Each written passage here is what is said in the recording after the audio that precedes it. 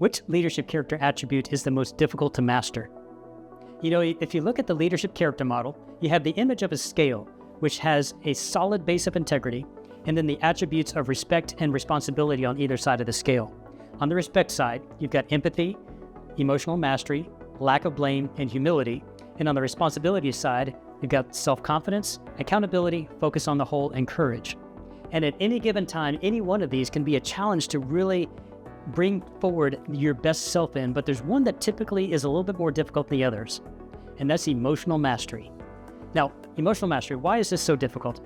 You know, when you get into situations where you're really being triggered, your amygdala is just spouting out hormones throughout your body, that fight or flight scenario going on, where you're in a high-pressured situation, you have to make a really tough decision.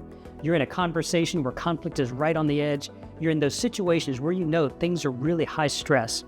Those kind of situations do all kinds of things to your body, which a lot of times brings forward things that are not exactly the most constructive way to really bring forward your leadership character. So the way that we counteract that is through emotional mastery, which does not imply forgetting about emotions at all or pretending they don't exist. It's all about just understanding what's really going on inside your body so that you can recognize you have the freedom to choose your behaviors and your speech to bring forward your best, most constructive part of your conversations, your most constructive part of your behaviors. So how do we do this? I'm going to give you 3 really quick tips that are not earth-shattering. These are not things you probably haven't heard already. Number 1, when you're in those situations, just pause. Stop what you're doing, shut your pie hole, and just allow time to pass. Second thing, while you're doing that, take a deep breath in and out. What that does is cleanses your body and it cleanses your mind so that at least in that moment, in those few seconds it takes to do that, you can recenter yourself.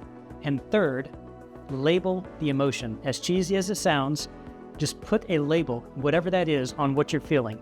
And make it specific: frustrated, really stressed about a given situation, anger, rage, whatever that's going on. When you label it, you reduce its power over you. So by doing these 3 very quick things, you can do that in a matter of a couple seconds, and you have a better probability of recognizing that you have the freedom to choose and being able to choose the best reaction and the best behavior for the scenario. Thanks for watching.